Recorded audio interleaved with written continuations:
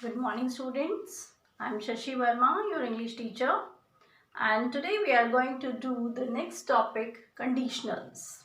Okay, so let's to understand these sentences, let's read it. So first is, when I put ice at room temperature, it melts. It's a simple process, a natural process कि आप ice को room temperature पे रखते हो तो वो पिघल जाती है. ठीक है, no condition is there. And now the second one, if it rains I shall get wet. Okay, it's you can say spontaneous or a natural thing कि if it rains it's a real event कि यदि बारिश होती है तो मैं भीग जाऊंगा. It's okay. Then if he worked hard he would pass. Here, yes, we are thinking कि यदि वो मेहनत करेगा तो वो पास हो जाएगा. And see here the next sentence, if he had worked hard he would have passed the exam. He would have passed the exam. Okay, कि यदि उसने मेहनत की होती तो वो एग्जाम पास कर लेता. ठीक है, so there is a difference between among these sentences. And what is that difference? Yes, the first one is, you can see in this sentence, इस sentence के अंदर कोई भी condition नहीं है. It's a natural process कि भाई आप आइस को रूम टेम्परेचर पे रखोगे तो वो पिघल जाएगी. So इसमें कोई कंडीशन नहीं है, तो इसको हम कहते हैं, yes, इसको हम कहते हैं जीरो कंडीशनल. जीरो कंडीशनल, इसको हम कहते हैं zero conditional. Okay, then second देखिए, if it rains I shall get wet. Condition is there if, क्योंकि कंडीशन मतलब जो आप शर्त रखते हो, जैसे अपने पेरेंट्स को भी कहते हो ना, कोई पेरेंट्स क्या, ब्रदर सिस्टर, कोई कहता है, आप अपनी बहन से कहते हो प्लीज़ आप अपनी पेंसिल दे दे, तो वो कहेगी ठीक है तू अपना ये पेन मुझे दे दे, then I will give you a pencil. Okay, so it means कि condition means to put condition, शर्तें रखना दूसरों के सामने. एंड शर्त के लिए you know we use this word if means यदि. ठीक है, then here if it rains it's a real event, real घटना है, रियल है. जो भी हमने इसमें बताया है इवेंट, दैट इज रियल, कि बारिश होगी तो ऑब्वियसली आप भीग जाओगे. So we can call it type 1 conditional. Okay, we can call it type 1 conditional. Then see this, if he worked hard he would pass.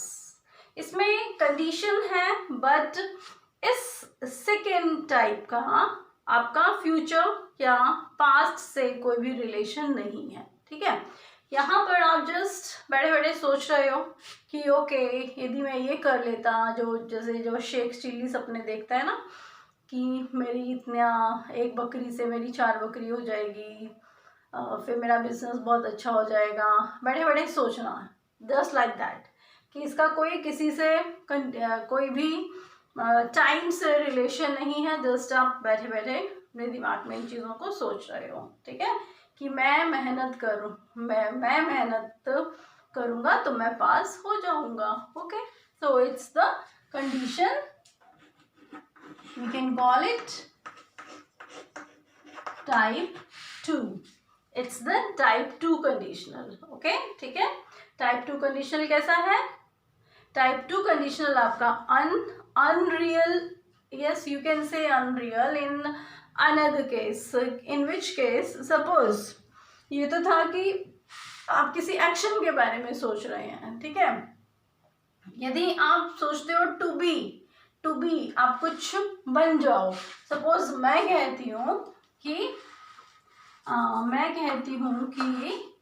If I were the prime minister, if I were the prime minister, if I were the prime minister,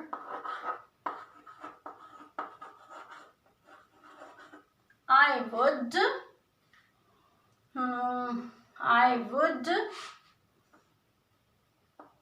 do work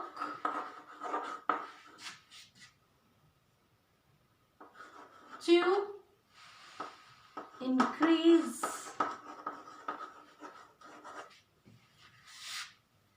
education. Okay कि मैं prime minister होता तो मैं education को बढ़ाने के लिए मैं काम करता, ठीक है, but I am a teacher, I am not a prime minister.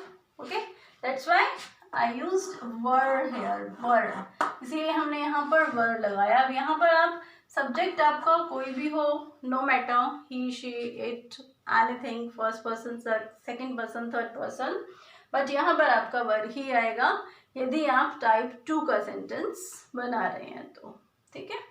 Then so it's unreal, you can say that. Okay, and so and the two clauses are there.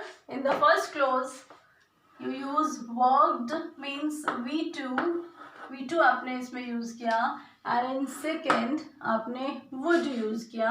would आपका होता है will का सेकेंड फॉर्म, ठीक है. अब first type में देखिए आपने यहाँ पे यूज किया आपका प्रेजेंट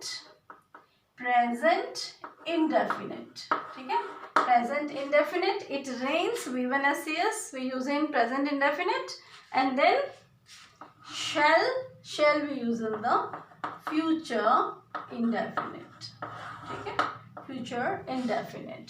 और यहाँ पर आप shall नहीं यूज करना चाहते हो तो आप मॉडल्स कैन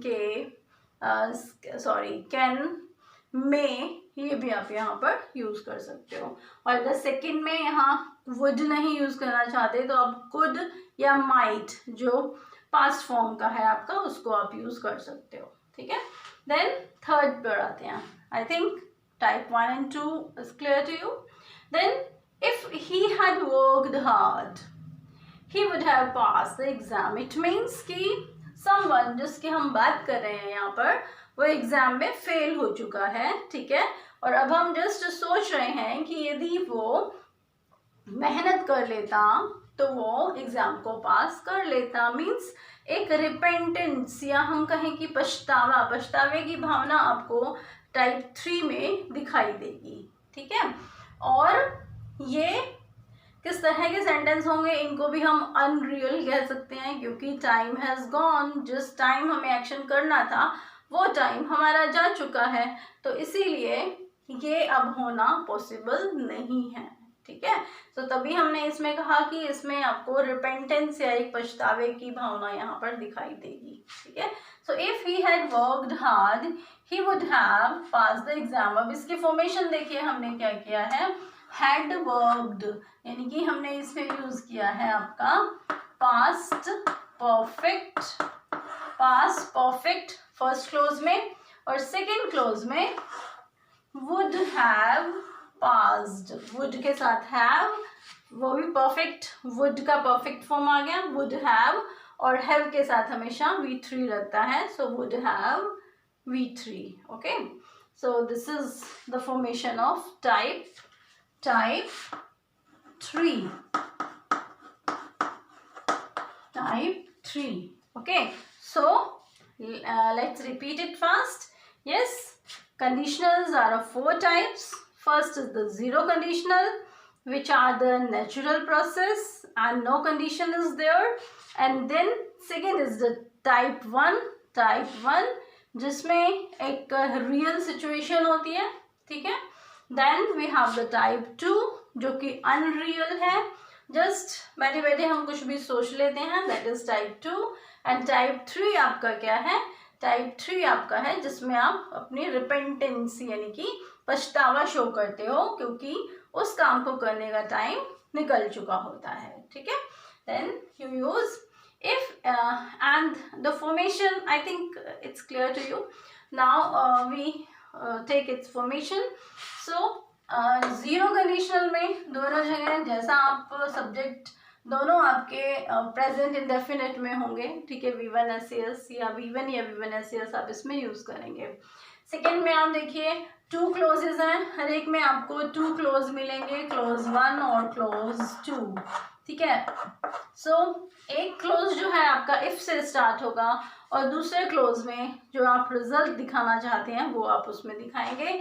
सो टाइप 1 में जो फर्स्ट क्लोज होगा उसमें आपका प्रेजेंट इंडेफिनिट यानी कि V1SES आप यूज करेंगे और सेकेंड क्लोज में आप फ्यूचर इंडेफिनिट या फिर कैन या मे भी इसमें यूज कर सकते हैं, ठीक है. Then type 2 conditional. Type 2 conditional में फर्स्ट क्लोज इफ से स्टार्ट होगा, इफ से स्टार्ट होगा तो आप यहाँ पर V2 यूज करेंगे यानी कि पास्ट इंडेफिनिट में जाएंगे और जो सेकेंड क्लोज है जिसमें आप रिजल्ट दिखाते हैं उसको में आप वुड प्लस V1 यूज करेंगे, ठीक है. Then we have type 3. Type 3 में हम क्या करते हैं, टाइप 3 में फर्स्ट क्लोज जो हमारा इफ से स्टार्ट होता है उसमें हम पास्ट परफेक्ट यूज करते हैं, ठीक है. Past perfect means had plus V3 and second जो क्लोज है जिसमें आप रिजल्ट दिखाओगे वो आपका वुड हैव प्लस V3 आप उसमें यूज करेंगे, ठीक है. देन ये आपका टाइप 2 का ही मैंने सेकेंड बताया है कि जिसमें आप टू बी फॉर्म यानी कि हम यदि कुछ हैं, सपोज मैं कहती हूँ if she were a butterfly, if she were a butterfly she would she would fly in the garden, okay. कि यदि वो बटरफ्लाई होती तो वो गार्डन में क्या करती, उड़ती, ठीक है.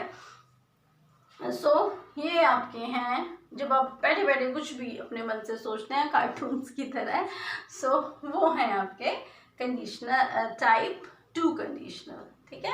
अब टाइप 3 आपका है repentance. I hope you understand it. So rest of the part it is given in your book, so you can do practice in it. First I want you to understand the concepts. इन चारों के concepts आप समझिए, इनमें क्या difference है इसको समझिए, ठीक है. उसके बाद नेक्स्ट जो हमारा टास्क होगा that is to do practice of these conditionals. Okay, thank you students, have a look on it.